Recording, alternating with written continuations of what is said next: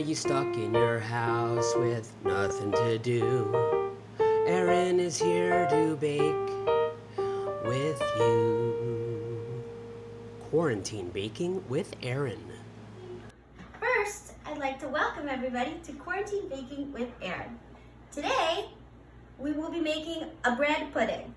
I will be following a recipe from this cookbook that my mom let me borrow. I believe you pronounce her name Claudia. Okay, it has always been my dream to host my own lifestyle show since I was like 8 years old, and then I did other stuff. So now I'm finally living the dream. So first, we're going to take what the guy at the liquor store called the Dirty Bird, and take a half cup of that and put it into a bowl. It's supposed to be Irish whiskey, but this is what I had left over from my birthday party. So that's a half cup of whiskey. Then you need some raisins. The recipe calls for golden raisins. I have regular raisins.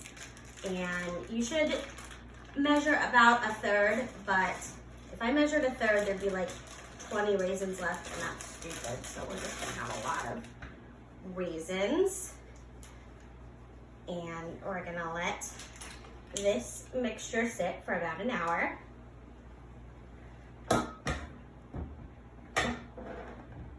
Okay, now for the bread. Again, we're baking with what we have. So I have some soda bread left over from St. Patrick's Day. It's already basically crumbly. So I'm going to put that into this kind of hot bowl. So I microwaved some butter in it. And then we will also be working with trencher bread, which is a medieval bread that you would serve meat on, and then you would eat the bread like an edible plate. I learned how to make trencher bread from Paul Hollywood's cookbook, which is, I'll give it a 6 out of 10. It's fine. I've been asked to help saw the bread. Erin, the wonderful chef that she is, doesn't like to saw bread, and so asked me to step in on this. Is this what you wanted? Tiny pieces. Tiny pieces, okay. It's a bread pudding. I'm so sorry. All right, so we're putting all of our bread into the previously mentioned melted butter. It was probably about 2 tablespoons. I just took all the ends of butter that I had used, the butter sticks that I had used and forgotten about, and just threw it in a bowl in the microwave. Okay, so we're gonna let that sit for 1 second. Okay, in another bowl, we're gonna make the custard, which I don't really think is a custard, because I think you heat your custard or you go to that one place, Culver's, and get frozen custard and all that. But it's all the ingredients for a custard, just chili. I'm putting in I think this is 2 cups. 1 pint is 2 cups. All right, 2 cups of heavy cream.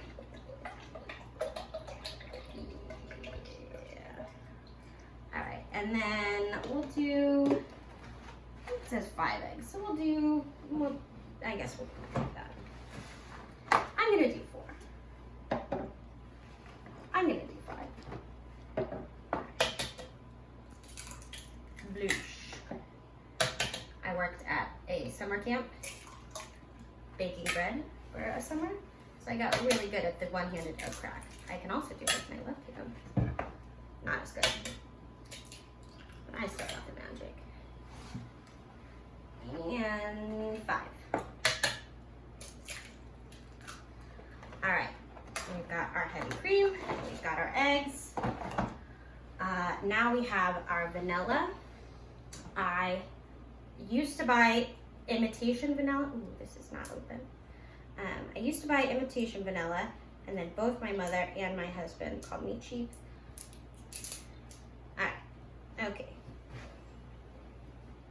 This is my cross to bear. All right, vanilla is open. I think the recipe calls for 1 1 teaspoon, but that's just a suggestion. I always add as much as feels right. That was an enormous amount. We're gonna put in however much left I had of cinnamon. I would say a tablespoon. Some pumpkin pie spice. It's probably more than I wanted to use, but it's gonna be a spicy bread pudding. Nutmeg. Always after I already pour in my cinnamon, I double check to make sure it's not cumin, because my cinnamon and my cumin are the same size and I have been burned before. Okay, so we're gonna stir this. I probably should use a whisk. YOLO. I bet my cow would love this mixture. He loves creams. Okay, so we've got, let's make sure all those egg yolks are broken up. I really don't usually often use that many eggs. I usually use 2, but I'm not gonna diss my girl Claudia, so. All right, custard into the bread mixture. And this says to wait 1 hour, or my recipe book says to wait 1 hour. I think you have to wait all day, basically. I've made so many bread puddings where that just hasn't soaked long enough and it just tastes like bread. So we'll be back in an undetermined period of time to check in on this bread pudding mixture. Welcome back to Quarantine Baking with Erin. So I was a little bit of a liar earlier. I was like, you need to let this sit all day. But I'm impatient, so we're gonna go ahead and make the rest of the bread pudding after about 2 hours. Okay, so I also lied and said we were gonna let our raisins soak for 1 hour. They just sat for 2 hours because I was editing paper.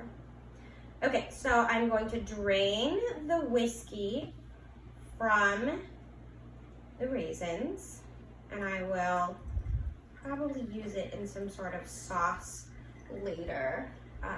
Oh, well, there's some raisins right there. That's fine. Okay, so we have our raisins. I'm going to mix them into the bread pudding mixture. I have also just now started preheating my oven to 400. I almost always just stick whatever I'm baking into the oven before it's preheated, and I know that that is not correct, but that's how I live my life. All right, this bread pudding smells awesome.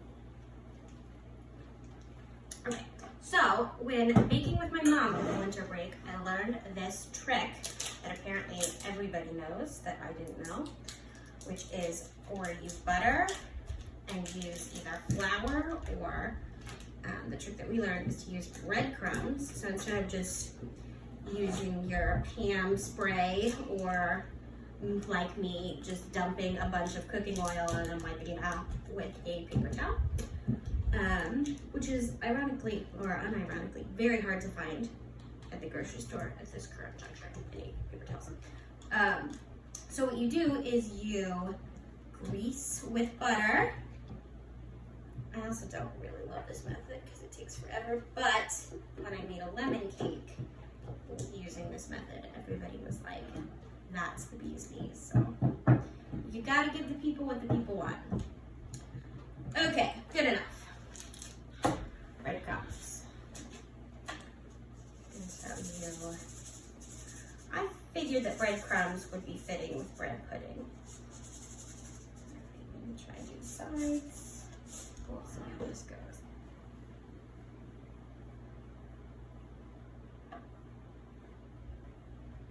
I'm sure this makes for riveting watching. Oh no, are the breadcrumbs gonna come falling out? Stay tuned. Okay.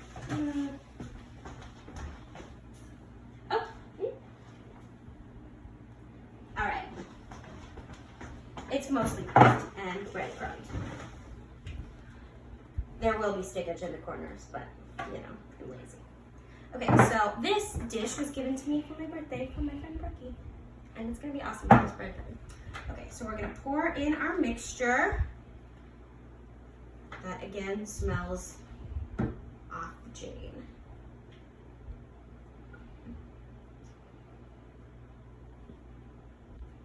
I feel like the last time I made bread pudding, it rose quite a bit.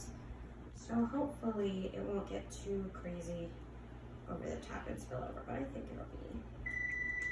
And look, my oven has preheated. I can do it no wrong.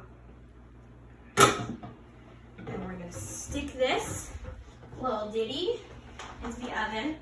Of course, I also always do this, leave my cast iron in the oven while I preheat it. Ooh, now it smells like whatever was last cooked in there. So we're gonna leave that in there for 50 to 60 minutes. And then we're gonna have an amazing bread pudding. And we're back. Our bread pudding is almost ready to be done. We're just waiting on the timer. And it looks and smells amazing.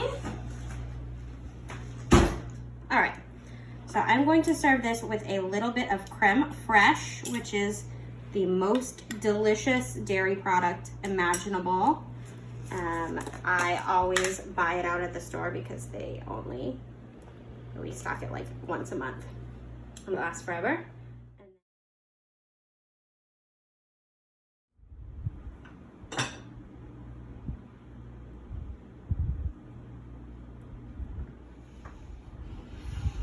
Oh God.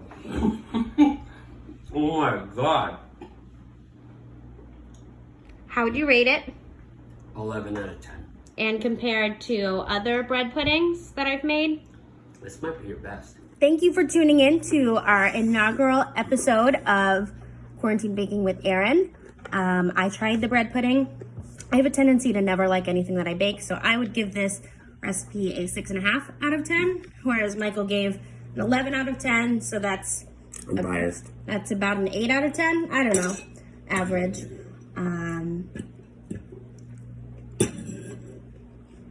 We'll see if we ever do this again. Who knows how long we'll be locked up. Bye!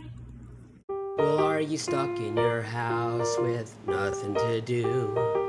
Erin is here to bake with you. Quarantine Baking with Erin.